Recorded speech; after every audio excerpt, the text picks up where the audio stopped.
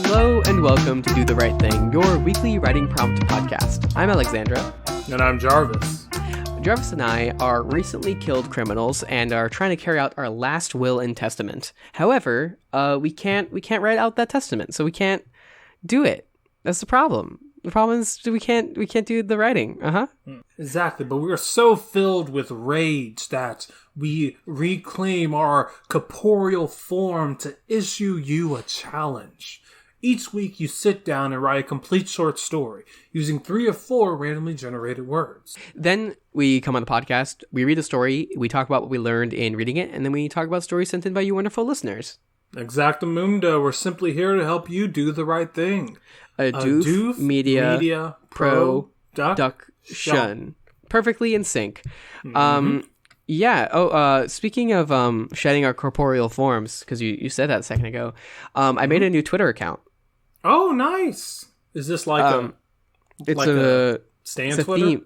No, it is a themed account. It's a what are those called? Not gimmick accounts, but it's like where it's like it's got one purpose, you know?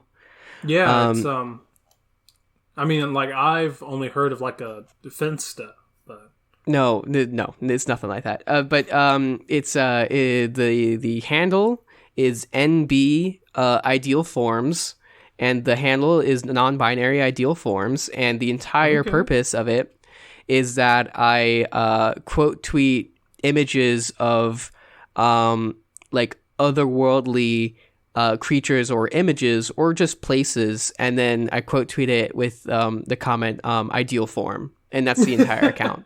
So if you will scroll through, you will see a couple dozen posts of just like images. I'm like, that's an ideal form. I wish I could stop being human and be that instead. That's kind of hilarious. You should spread that around. I can see that taking the place of a lot of these shitty meme accounts that are riddling Twitter. Well, I can't wait until I can actually carry out those desires. You know, there was one that was just a fog that you could see over a cliffside, and I was like, that's an ideal form. I wish I could transcend my humanity and just become a fog on a cloudy, stormy night in the morning. With the dull green hills rolling in the background, but unfortunately I can't.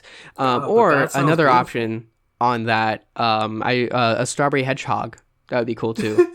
So honestly, I have always wanted to be a Wendigo. You know, I think it would be really cool being like super skinny and like having pasty white skin. And you know, trying to bite other people. You wouldn't have to cook anymore. You know, so that's handled.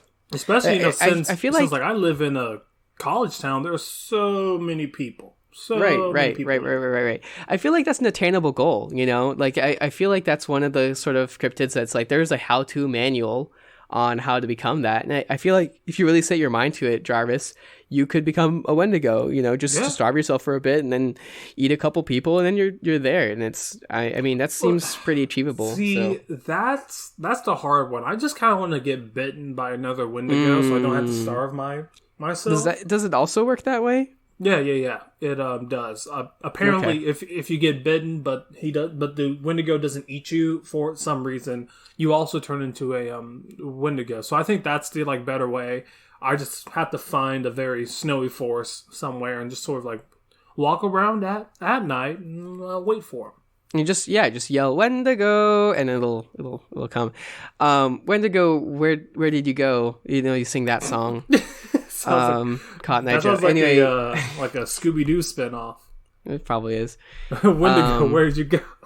I think there's an episode of Ben 10 where he gets a Wendigo form or something. Where it's like a cross between a Wendigo and a werewolf. Anyway, that's another thing. I don't know why vampires and werewolves and all those aren't doing a public service and just offering free scratches and bites. Like, it's kind of ridiculous. How selfish are you just to keep the immortality, the curse of undeath to yourself? I know. I mean, I think it's definitely like population control, because if everyone lives forever, then I mean, who would work all of the lesser paying jobs? Because I mean, if I was living forever, I would quit any minimum wage job I have. 100%. Okay.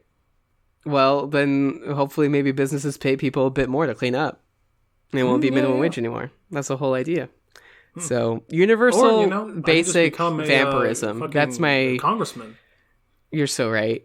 Okay. So anyway, what are the words this week, Jarvis? Thank you very much. The words for this week are boot, direct, theory, and home. Wow. I wonder if those stories actually, those words showed up in the story. Some of them might have, maybe. Probably. I'm pretty sure hate. And also, the topic this week is hate. Yeah, that's right. So, we didn't write a story this week, but I did pull out an old story that I read a couple years ago. So actually, my first semester at my college, I took world literature. It was my last basic English course to take. And in it, so it was pretty cool. It was run by this one professor,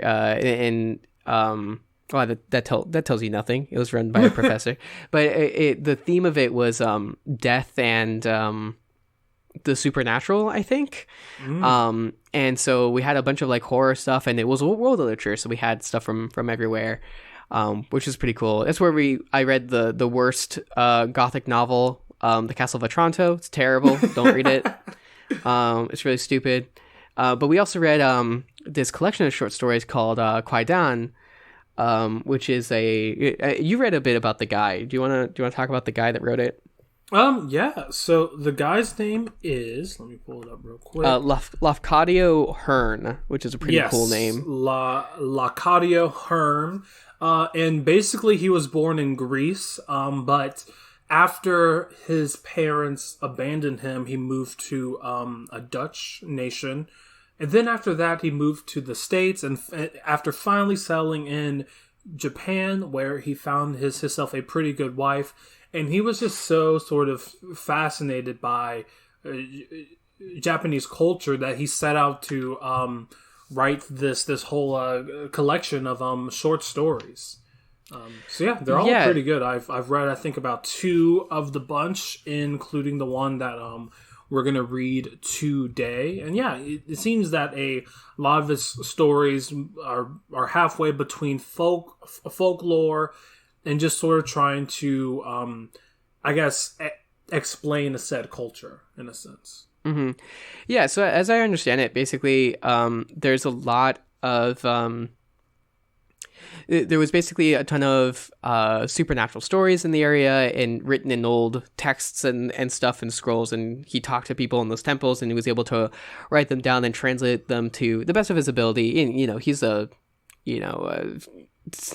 I was about to say American, but, that's a bit more complicated. But, a Western person who had just moved to Japan, and I'm sure he learned Japanese, but, he still had a different, perspective. And he's from, the late 1800s, early 1900s, basically. Mm-hmm. So, not like a perfect, objective and entirely culturally knowledgeable perspective, but he did give it a good shot. So, yeah.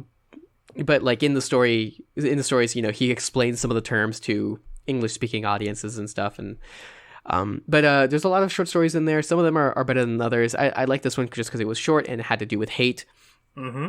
But maybe we'll pull out some of the other ones because they cover a pretty broad variety of themes, and also it's in the public domain, and it's That's what done. I was gonna say. Yeah, and it's done by it was covered by the Project Gutenberg, which basically takes tons of public domain stories and uploads them online for people to download. So you can actually go ahead and download that short story collection easily, and it's a pretty good read. So I do recommend it. Definitely. So the one we are going to be reading today from the short story collection is named Diplomacy. Yeah. Which I think is a very appropriate name for this story. Do you think so? Well, no, I think it's like not contrary. It's that the things that are happening within this story are in fact not diplomatic in any sense. So I also read some of the other stories in it as I was going through it. And I just read one of the ones that pissed me off so much. I don't know why it's written this way, but it's a pretty good story for the most part. It's called The Mirror and the Bell. But it's not really important what it's about. The ending, though, it has to do with this old married couple. They are given by the spirit of wealth a jar, right? Mm-hmm. And they open the jar, and it's like it was filled to the brim with. And then there's a paragraph break, and it says, "But no, I really cannot tell you what it was filled with." And that's the end of the story. And it's like, why? It's not. That's hilarious. It's terrible. So they had you. Yeah. But this is not that. So, okay, I'll just go ahead and give it a read. Sure thing. It had been ordered that the execution would take place in the garden of the yashiki. So the man was taken there and made to kneel down in a wide sanded space crossed by a line of tobi ishi, or stepping stones, such as you may still see in Japanese landscape gardens. His arms were bound behind him. Retainers brought water in buckets and rice bags filled with pebbles, and they packed the rice bags around the kneeling man, so wedging him in that he could not move. The master came and observed the arrangements. He found them satisfactory and made no remarks. Suddenly, the condemned man cried out to him, "Honored sir, the fault for which I have been doomed I did not wittingly commit. It was only my very great stupidity which caused the fault. Having been born stupid, by reason of my karma, I could not always help making mistakes. But to kill a man for being stupid is wrong, and that wrong will be repaid. So surely as you kill me, so surely shall I be avenged. Out of the resentment that you will provoke will come the vengeance, and evil will be rendered for evil. If any person be killed while feeling strong resentment, the ghost of that person will be able to take vengeance upon the killer." This the samurai knew. He replied very gently, almost caressingly, "We shall allow you to frighten us as much as you please, after you are dead. But it is difficult to believe that you mean what you say. Will you try to give us some sign of your great resentment after your head has been cut off?" "Assuredly I will," answered the man. "Very well," said the samurai, drawing his long sword. "I am now going to cut off your head. Directly in front of you there is a stepping stone. After your head has been cut off, try to bite the stepping stone. If your angry ghost can help you do that, some of us may be frightened. Will you try to bite the stone?" "I will bite it," cried the man in great anger. "I will bite it. I will bite it." There was a flash, a swish, and a crunching thud. The bound body bowed over the rice sacks, 2 long blood jets pumping from the shorn neck, and the head rolled upon the sand. Heavily toward the stepping stone it rolled, then, suddenly bounding, it caught the upper edge of the stone between its teeth, clung desperately for a moment, and dropped inert. None spoke, but the retainers stared in horror at their master. He seemed to be quite unconcerned. He merely held out his sword to the nearest attendant, who, with a wooden dipper, poured water over the blade from haft to point, and then carefully wiped the steel several times with sheets of soft paper. And thus ended the ceremonial part of the incident. For months thereafter, the retainers and the domestics lived in ceaseless fear of ghostly visitation. None of them doubted that the promised vengeance would come, and their constant terror caused them to hear and to see much that did not exist. They became afraid of the sound of the wind in the bamboo, afraid even of the stirring of shadows in the garden. At last, after taking counsel together, they decided to petition their master to have a sagaki service performed on behalf of the vengeful spirit. "Quite unnecessary," the samurai said, when the chief retainer had uttered the general wish. "I understand that the desire of a dying man for revenge may be a cause for fear, but in this case there is nothing to fear." The retainer looked at his master beseechingly, but hesitated to ask the reason of this alarming confidence. "Oh, the reason is simple enough," declared the samurai, divining the unspoken doubt. "Only the very last intention of the fellow could have been dangerous, and when I challenged him to give me the sign, I diverted his mind from the desire of revenge. He died with the set purpose of biting the stepping stone, and that purpose he was able to accomplish, but nothing else. All the rest he must have forgotten. So you need not feel any further anxiety about the matter. And indeed, the dead man gave no more trouble. Nothing at all happened. Cool. So a really great story. I really do love the beginning scene of the man who's about to be killed, and just how graphic his murder is, mixed with just the seething hate you can feel coming from this man.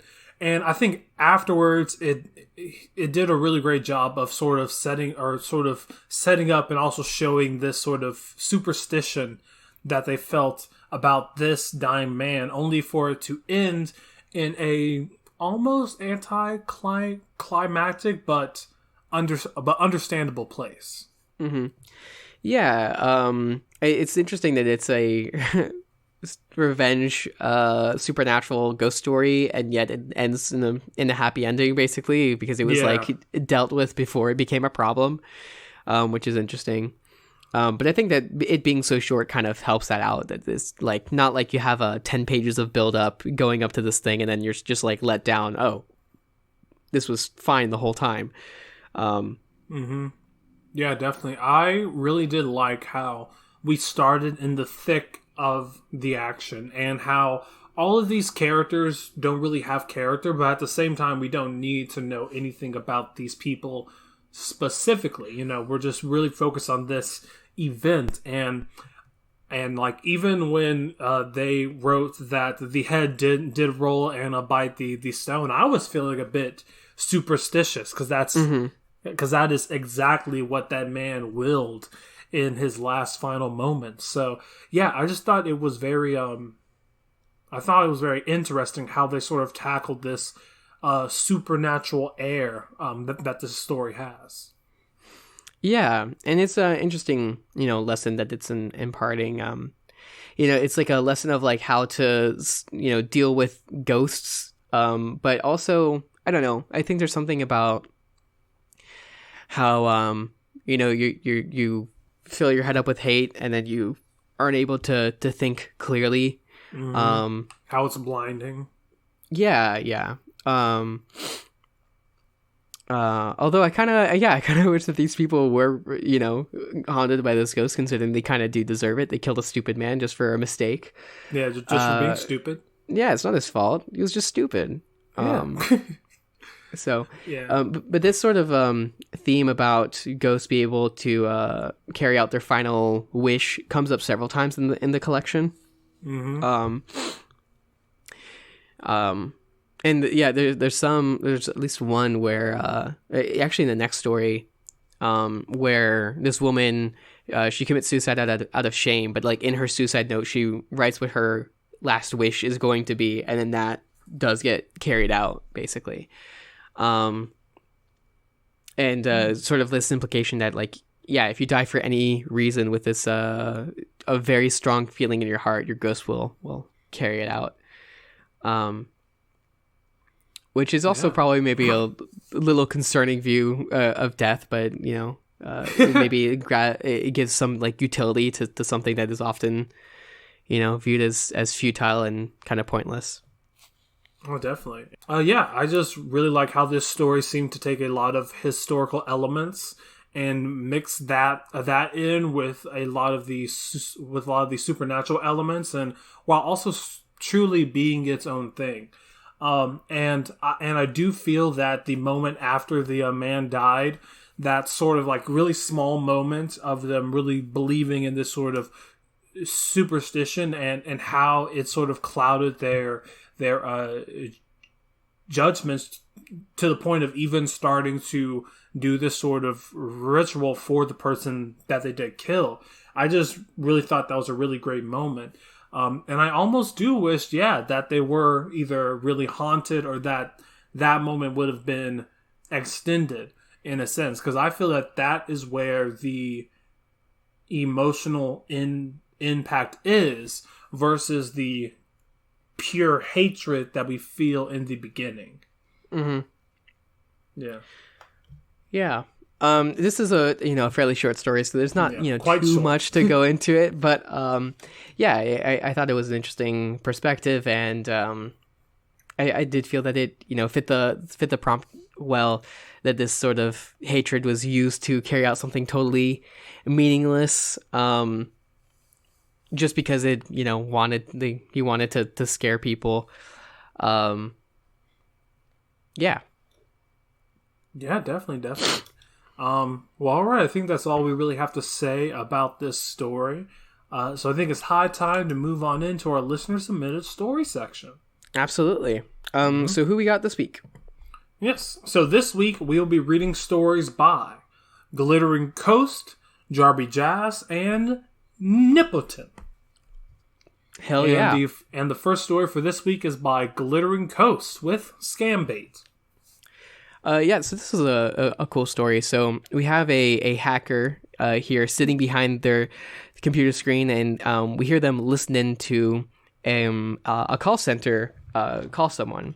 And we start to understand that, so this is a bunch of scammers, right? Calling an old man and going to guide him through a antivirus installation, but actually they're going to get access to computer and steal a bunch of money if possible, or just scam him out of $500 that to pay $500 to get rid of the viruses and whatever. But this hacker is just watching this all, and we can really tell how much they hate these scammers that prey on unwitting people who are not entirely good people. Like this old man is a little racist, the implication is, but yeah. But he still wants to take revenge anyway, and this is where he the hacker finally it takes action and hits some buttons and shuts down all of the electricity of the place and delete all of the information that the call center had ever collected. He can't stop them all, but he can do his part is the final thought that he has. Mm-hmm. Yeah, definitely. So I really dug this story. I think the hate in this story is handled very well. It isn't so overt. The main character doesn't really talk about it at length. You just feel the hate in their views on these scammers, and also within their actions. So yeah, I think that the hatred in this was handled very well. I think that the story did a great job of sort of showing that not everyone, like, there isn't one good person within this. There is the bad person who is the scammer. There's the old misguided man who as you said, might harbor some sort of racist views just solely based off of the first question that they asked the scammer. And then watching all of this is our main character, who is of course hacking, but hacking for the right reason. So yeah, I think that this story sets up a really interesting situation, and yeah, I just really liked how it played out. So a really great job. It also just somehow happened to be topical. I think just like a week ago, I was listening to something on NPR about a specific hacker that would do things like this and was trying to hack and get the information of these call centers to hand it over to the police of the home country, and things like that. Yeah, and it was interesting how apparently some of the people that like work at those centers don't even know that they are scamming people. Really? Yeah. They think that they're actually doing antivirus stuff, and they don't realize that they are actually. It's not like they they do the step of like stealing bank information. They're like, oh, this is fine, but like they install a remote viewing thing, or just like get this person to pay a bunch of money or whatever, and it feels legitimate, but it's not. Mm-hmm. Damn, yeah, that is pretty crazy. I had no clue. I mean, I thought that every single last one of them are doing this by themselves, but I can see how they're just one cog in a larger system. So yeah, that's crazy. Yep. Well, all right. Up next is by Nippleton with Interlude 5. So this is a short scene But we pick up just post an execution by I don't want to say firing squad because I feel like it was just like one person, but so someone's been shot, and then a more professional and learned revolutionary talks to the soldier that did the killing, who is kind of shaking in the wake of that, or at the very least really really upset about it. And this revolution tells them about how they have a theory about how to be a revolutionary you have to be guided by love, but to defeat the enemy you have to have hate, and so you have to have both, and it's always really difficult. You have to hate your brothers and fathers and mothers and sisters out of love. And that this is also echoed in Christianity and things like that. And finally ending with this, articulate sentiment of love without cruelty has no teeth. Cruelty without love has no eyes. Now pick up your gun. We bring another one. And the final sentence finally gives the frame for all this, which they bring out the next to be shot. As they pass the cigar, I snapped a photograph of the two soldiers. So to frame this all, that actually this is like almost like a caption to a famous photo or something. Mm-hmm. Yeah, definitely. I thought this story was fantastic when it came to really bringing across these strong emotions in such a short piece. And I think that the way it was written really, really lends itself to be read fast, but also it allows you to take time and really focus on each one of these lines because it is so short. So yeah, I just really enjoy the sentiment that is coming across. I think that the idea of that love without cruelty has no teeth. Cruelty without love has no eyes. That is a really great line. And yeah, I just think overall this story is evoking so many different emotions of hate, but also this sort of subtle feeling of regret within all of it. So really great job overall. Yeah. And I like this exploration of having to do, terrible things for a cause you really believe in. And I feel like I could see this character that was speaking, this suave revolutionary that's kind of completely confident of his actions and things, even if it might be more questionable than he allows himself to think.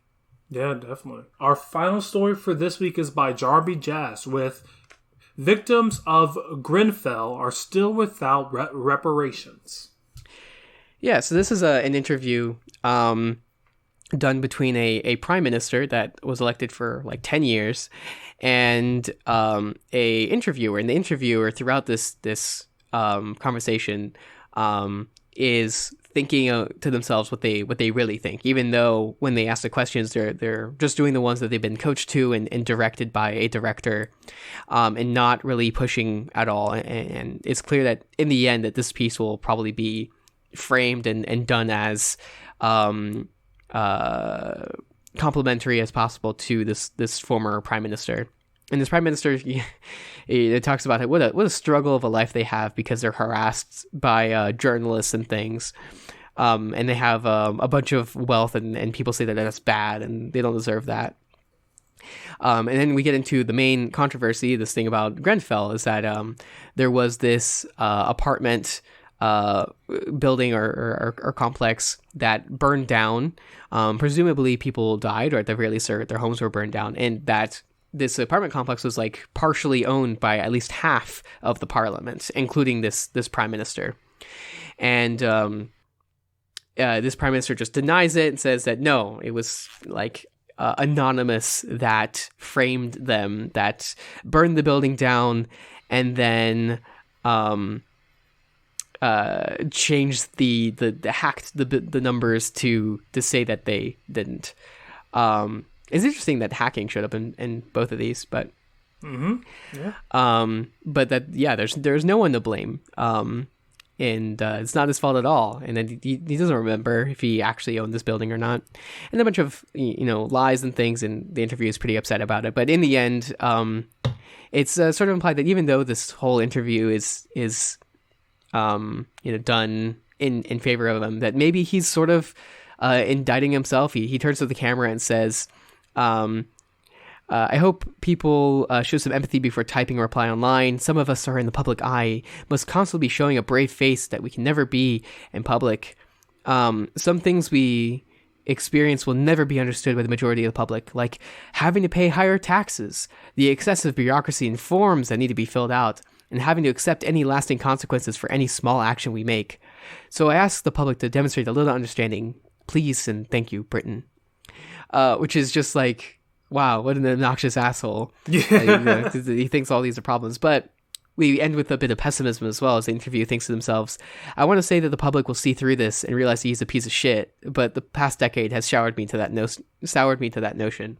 And frankly, interviewer person, I agree. God damn it. 100%.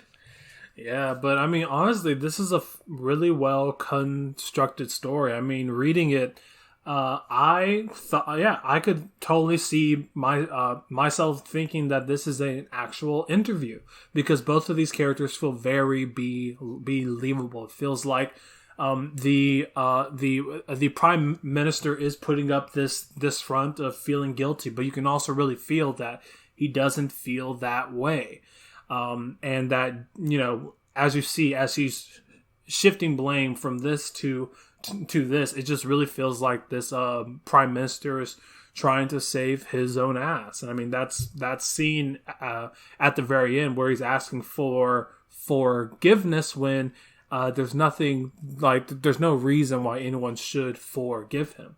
And I think that the character of the reporter is doing very well with asking these sort of pointed questions without them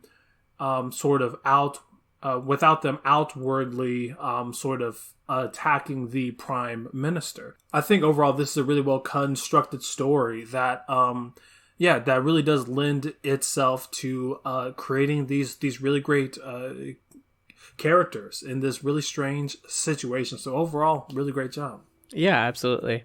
Yeah, so thank you to everyone who did write your story this week. It does our heart good. So we want to give a big old do the right thing thank you to everyone who did write a short story. So thank you very much to Glittering Coast. Thank you to Nipotin. And thank you, Jarby Jazz. And we would also like to say thank you to everyone who did leave 2 or more comments.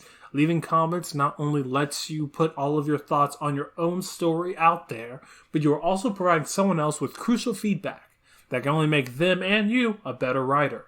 Thank you very much to Jarby Jazz, Glittering Coast, and Nipotin. Thank you so much for leaving comments. Yeah, absolutely. Mm-hmm. If you want to be like all these wonderful writers and write a story for Do the Right Thing and get your practice in and get good, all you have to do is sit down for 30 minutes and then use 3 or 4 randomly generated words that we're going to announce at the end of the podcast. Exactly. And if you want to support us and everyone else in Doof Media, you can do that by donating to the Doof Media Patreon. All you have to do is donate $10 or more per month to get access to exclusive bonus content, including our own podcast, Doof Over, where we talk about things that Doof did, typically anime, and we doof it over. Yeah, this is always so much else going on in Doof Media. We just did the game club for what was the game that they covered? It was a game that Elliot really likes. I forget. The game club for the game Blue Fire. And even if you haven't played Blue Fire, go ahead and go and watch that the game club. I think it's always really fascinating when Elliot and Ruben cover it. It's on YouTube on our YouTube channel. And then also next week or this next month we're covering Disco Elysium, which is a really, really good game, and I've played a bit of it. I never actually finished it, so I'm actually really excited to go back and play it. I might guest on that episode. I hope I can, because I have a lot to say about it. I've talked about it before, but I could do an essay on the first 20 minutes alone of how it breaks genre expectations and stuff.